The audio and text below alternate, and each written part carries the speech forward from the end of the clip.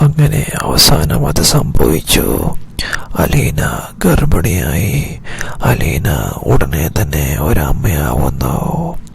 അതെ, അലീനയ്ക്കും മനുവിനും ഒരു കുഞ്ഞ് ജനിക്കാൻ പോവുകയാണ്. അവരുടെ വിവാഹത്തിന് മുൻപേ തന്നെ സ്വന്തം അമ്മയായ വൈജയ്ക്ക് സംഭവിച്ച അതേ കാര്യങ്ങൾ അലീനയ്ക്ക് അതുപോലെ തന്നെ ആവർത്തിക്കുകയാണ് ചെയ്യുന്നത്. വിവാഹത്തിന് മുമ്പേ മനുവും അലീനയും എല്ലാ രീതിയിലും ഒന്നാവുകയും അങ്ങനെ കുറച്ച് നാളുകൾ കഴിഞ്ഞ് അലീന ഗർഭിണിയാവുകയുമാണ് ചെയ്യുന്നത്. അതെ, അതറിയുന്ന സ്റ്റാലിനിക്ക് സഹിക്കാൻ കഴിയുന്നില്ല. മനുവിനെ തീർക്കാനുള്ള ദേഷ്യം വരെ സ്റ്റാലിനിക്ക് ഉണ്ടാവുകയാണ് ചെയ്യുന്നത്.